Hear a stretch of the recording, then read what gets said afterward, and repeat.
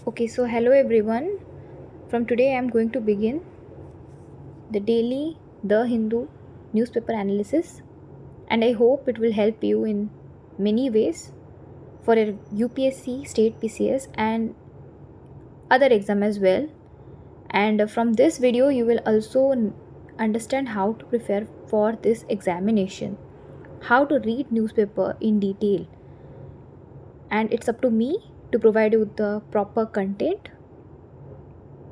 And let's begin. So, to begin with the first topic, Supreme Court upholds SIR, says it is election commissioner's constitutional duty.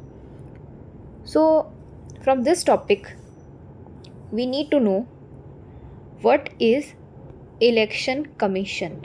So, it is a constitutional body for the first. Next. Now, in which article does it come? It comes under Article 324. Okay, Part 15 of the Constitution. And what is the main important thing here? This statement that it has been stated by the Supreme Court that citizenship is a condition precedent for enrollment in electoral rolls.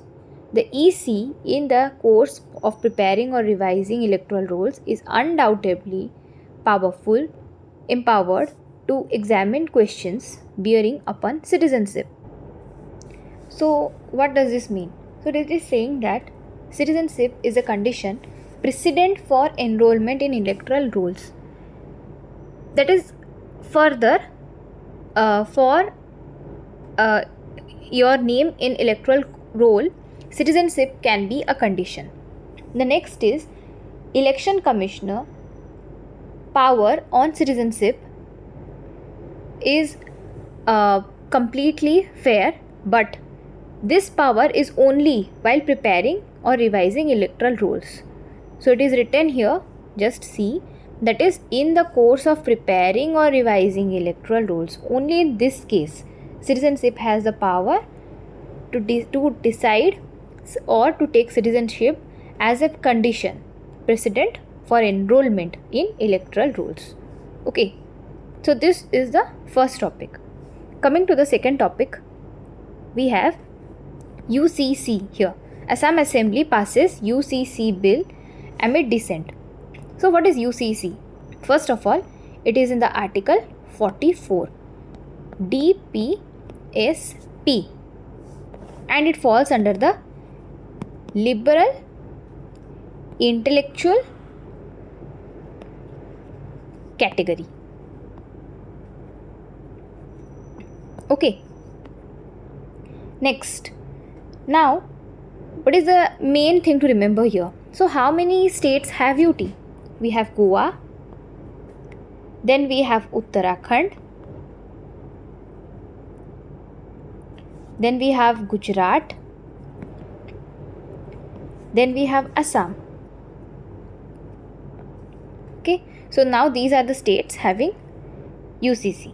Okay, Goa was in 1961, then Uttarakhand was in 2025, then Gujarat was in March 2026, and Assam is in May 2026. Just recent is Assam. So this was to remember from Uniform Civil Code. So now the next topic to remember is UPSC. So UPSC is also a constitutional body, and in which article? It is in Article 315 to 323. Which part? Part 15. For 14. Sorry, pardon me. It's part 14.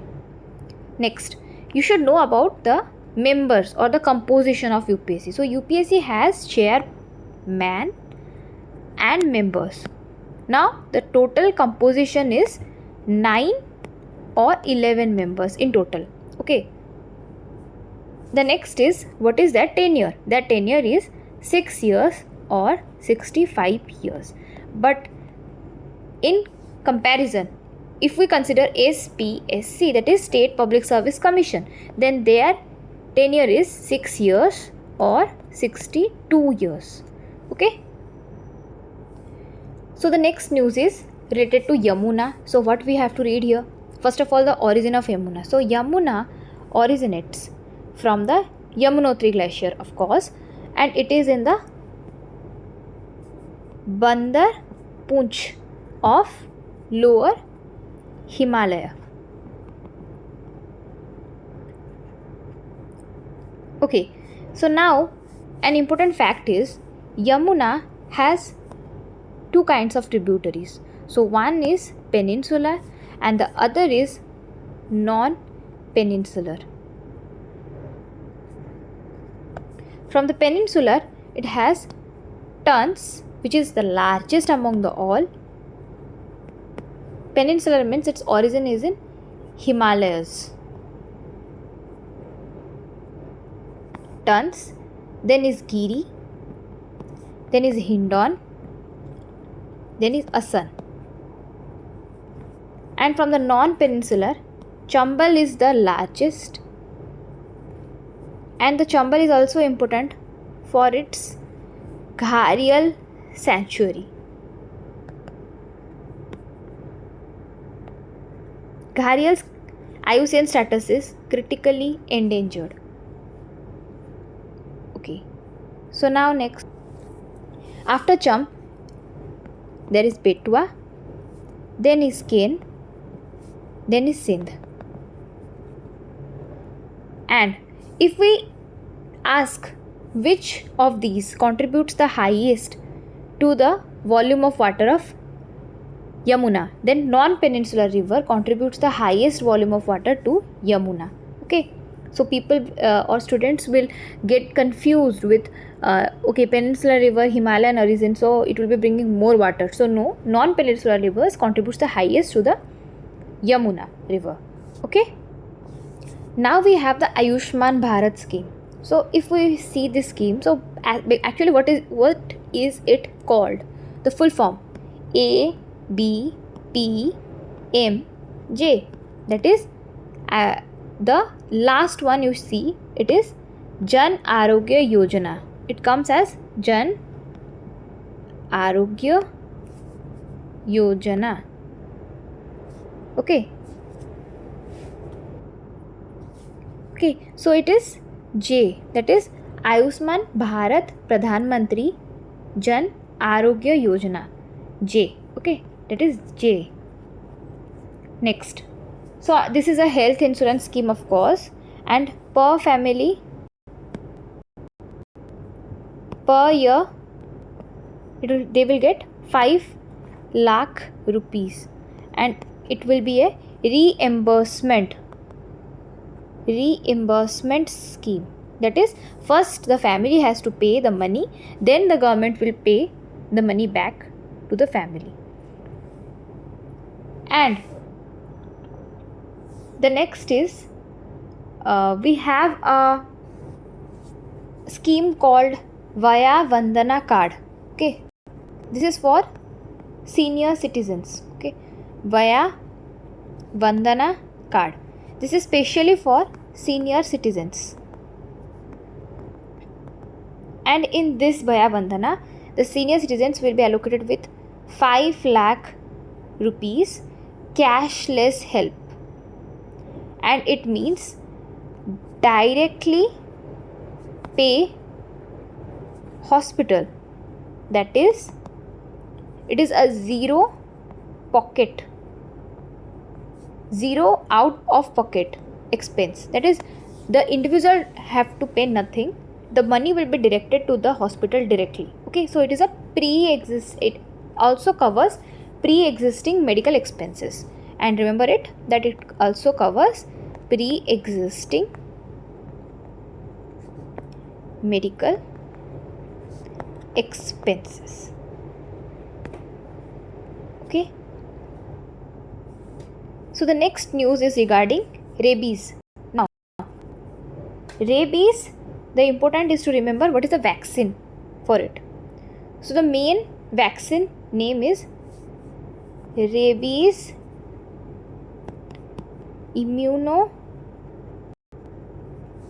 globin, which is also called REG, and it is a post-exposure vaccine. We can say it as post-exposure or prophylaxis. Okay, prophylaxis vaccine. Okay. Coming to the next important news, we have hate speech. Hate speech, Delhi court issues notice to Assam CM. So we should understand here that each hate speech equal to sedition. So no, hate speech is not equal to sedition. Okay, sedition means it's against state. When it's against state, it's called sedition. But what is hate speech? Hate speech is like if you say something about regionalism. When it is about regionalism, you are criticizing one's reason and all. That is called hate speech. But sedition is when it is against state. Now, what is the difference? How can we difference them? So we can difference them on the basis of who is the target and what is the nature of the violence. Okay, the violence is whether it is very violent or it is a normal kind of threat, the nature of the threat. So that determines that what is hate speech and what is sedition. Now, both hate speech and both sedition comes under cognizable offense. Okay, and sedition comes under the 152 of BNS, and the hate speech comes under 196 and 299 of BNS. Okay, in sedition we can get that is anyone who does this act can get a term of lifetime or 7 years plus fine.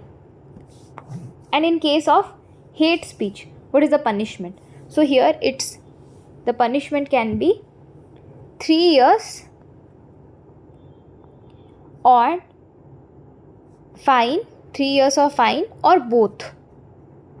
And in special circumstances, suppose the hate is regarding any religious place or religious criteria or religious type of hate speech. So this accounts for punishment of 5 years and mandatory fine. The fine is mandatory here. Okay. Then the next is, does the BNS, it writes that okay, there is something called sedition. So no, BNS has nothing mentioned as sedition. Rather it replaces it with, I am writing here that acts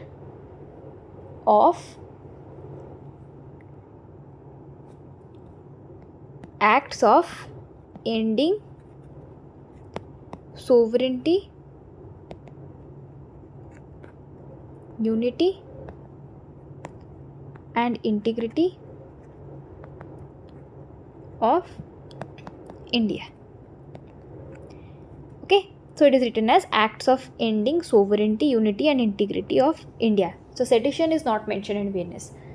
Next, another important thing is, I am writing here that there is a Kedarnath Singh versus State of Bihar case, which states that strongly criticizing government policies is not sedition unless the speech directly incites violence. Okay, so the next news, rare dragonfly resurfaces in Arunachal, underscores need for habitat protection. So here we have to learn this, that what is the name of the species. It is long-tailed dusk hawker. The name of the species is long-tailed dusk hawker, and where it has been found, Namdapha National Park, Assam. Okay, it has been resurfaced. Okay, now the next news is these editorials, and now how to cover these editorials. So always remember that in editorials, at last, we have to remember major 5 to 6 points, because it is not easy to remember or memorize so much of editorials.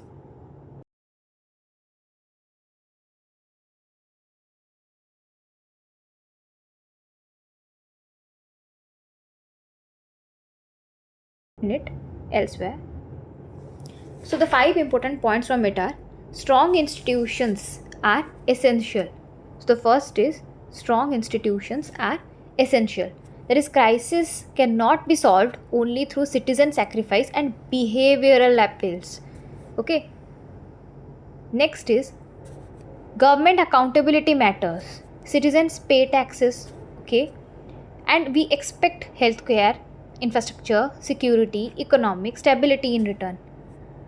The next is behavioral nationalism is insufficient, as it is written in the beginning only, that is, behavioral appeals is not sufficient. Symbolic appeals cannot replace structural reforms and policy planning, as stated in the beginning only, that is, we need strong institutions, we need structural reforms and policy planning.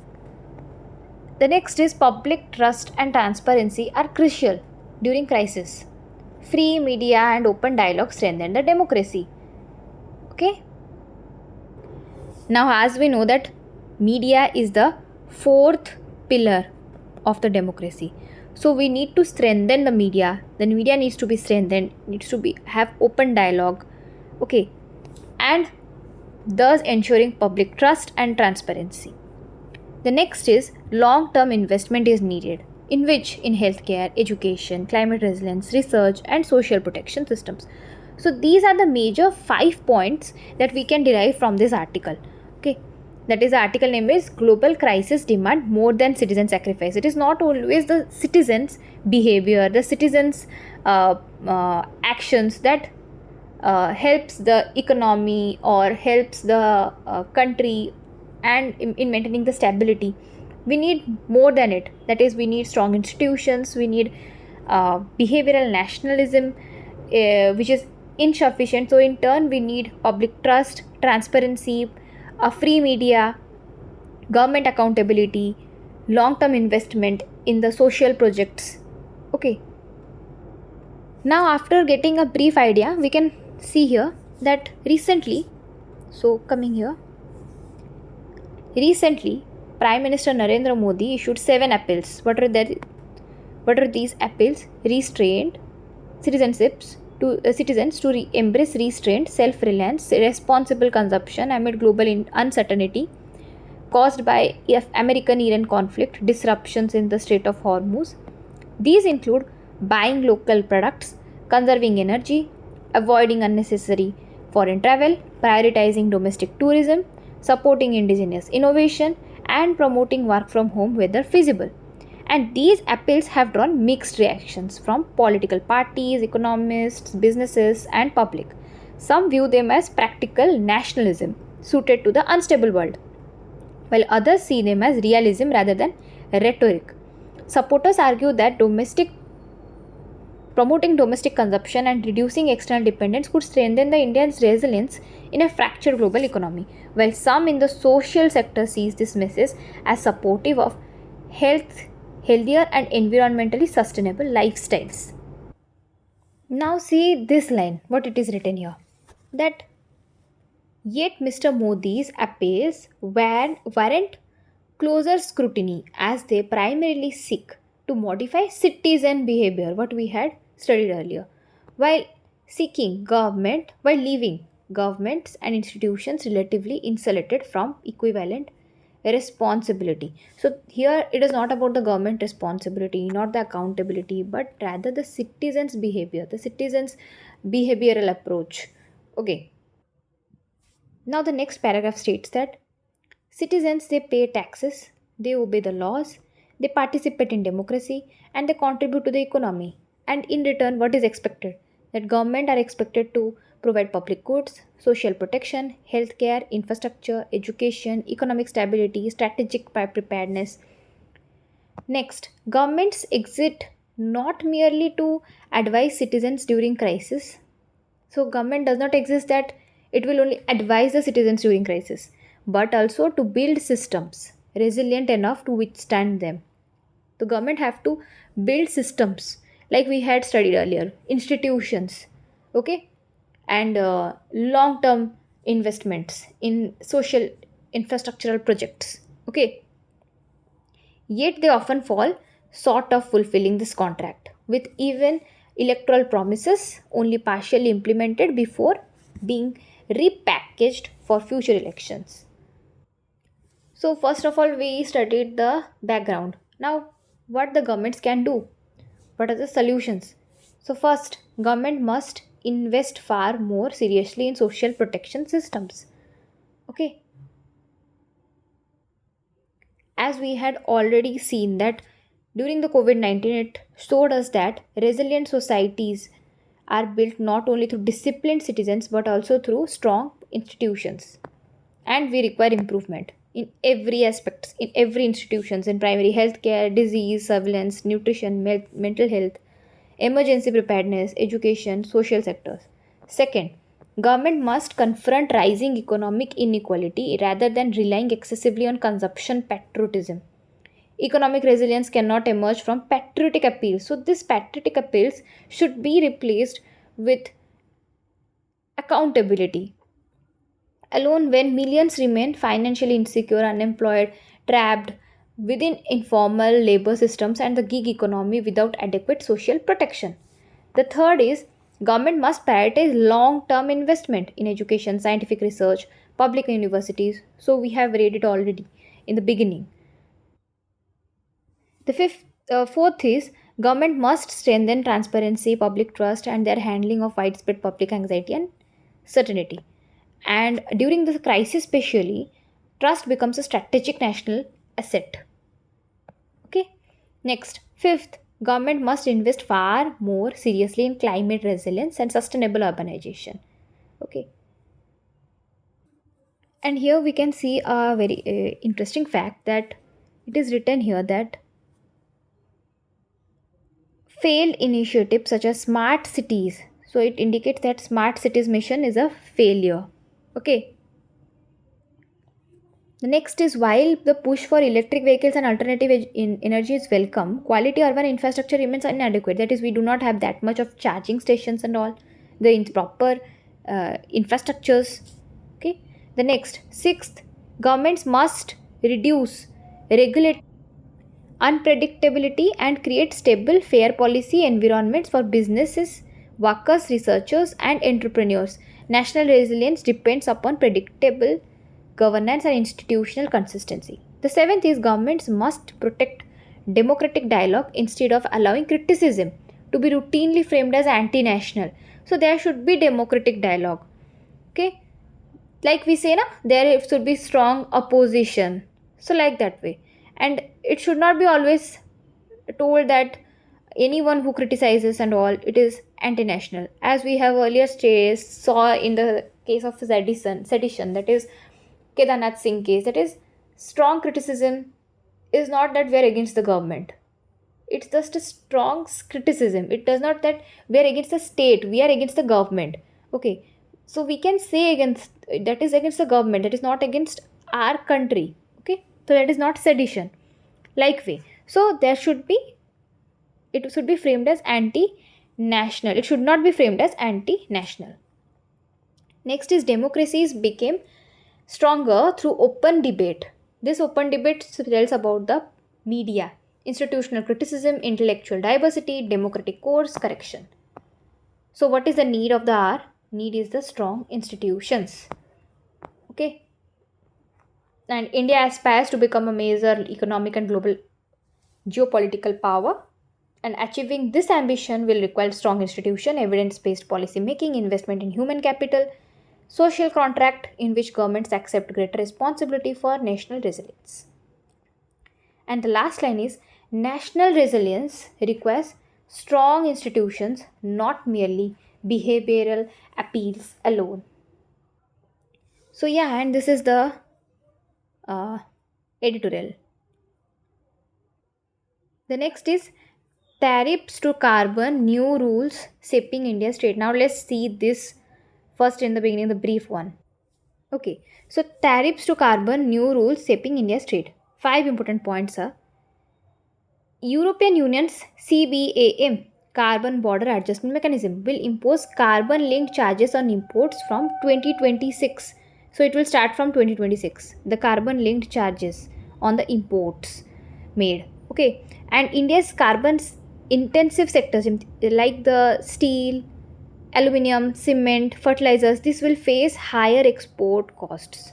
Export costs. Okay, global trade is shifting, that is from tariff based competition to carbon efficiency based competition, and Indian industries may need cleaner technologies, increasingly short term production and compliance cost. India must focus on clean energy, green production and global negotiations to protect competitiveness and ensure fair treatment for developing countries. Okay, now coming to the editorial. So here we can see that proposed in July 2021, and now the carbon border adjustment mechanism is to begin from January 1, 2026. So as a climate policy, it seeks to prevent carbon leakage by imposing a carbon linked charge on the imports, and thus the carbon sectors like carbon intensive sectors like steel, cement, aluminium, fertilizer, electricity and hydrogen will be affected. So while CBAM encourage wider adoption of carbon pricing policies, it help reduce global emissions. It also poses significant challenges for developing countries like in India. Okay. Now what is the main here? See, here a line is written that although the carbon levy will formally be paid by EU importers, part of the burden is likely to shift to the exporters through tighter contracts and stricter supplier selection. And as European buyers they increasingly prefer low emission suppliers, Indian exporters may have to absorb some of the additional costs to remain competitive in the European market or invest in cleaner technologies to retain market access. Okay. And in short, these compliance costs, it will shrink the profit margins, thus impacting the exporters. Okay, and here is an additional point, you can see it, that the effects of CBAM are not confined to direct trade impacts. As a major net importer of fertilizer, India may also face indirect price pressures through global price transmission. Key fertilizer exporters are to EU are Egypt, Russia, Morocco, China, and are the major suppliers of fertilizers to India. They are these same Egypt, Russia, Morocco, China, these are the same major suppliers to India also as they are to European Union. Now as these suppliers face higher carbon compliance cost, part of their burden is likely to be passed on through higher global fertilizer prices, and thus India's fertilizer import bill is likely to increase, jeopardizing the agriculture sector, farm profitability and high food prices, that is leading to inflation indirectly. So overall it says that how the exporters are impacted, how they have to maintain their competitiveness, and now so what they can do, how is the global impact, what are the adverse impacts, the related impacts, that is linked products, that is fertilizers and all. So these all are the issues. Now the main is the solution, that is domestically greater investment in clean energy and stricter implementation of carbon policies are essential to improve firms' carbon efficiency. Internationally, India must negotiate for equitable treatment of developing countries so that the short-run cost of carbon compliance can be eased through a phased transition. Okay. Next is, we also have to boost our own production, okay, to reduce the import dependence and boost the domestic production, and better implementation of soil health card schemes. The promotion of balanced and need-based application of fertilizer is equally important. So the important point or the outcome is India's carbon trade challenge demands reforms and effective global negotiations. Okay. So this is the completion of this editorial. Now say this, that women live longer but spend more of those years with illness. So this one is an article, you can read it, but here it is important to point out that there is a World Health Statistics report. Who releases it? WHO.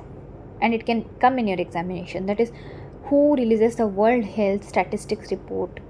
So the World Health Organization releases the World Health Statistics report. Now coming to the last topic, that is AMCA.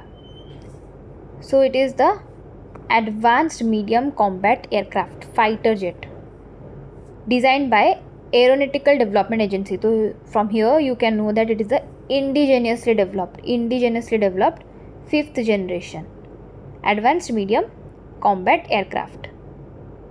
Okay, and it is proposed. And the countries which have 5th generation aircrafts are US, China, Russia. Okay, US have Lockheed Martin F-22 Raptor. Next is same Lockheed Martin F-35 Lightning. China have Chengdu J-20 and Shenyang J-35. And Russia have Sukhoi Su-57. So this much is for today, and remember, you can take notes of the points that I am referring here. All these points you can take notes. Okay, and thank you for today's video. Like, share and subscribe.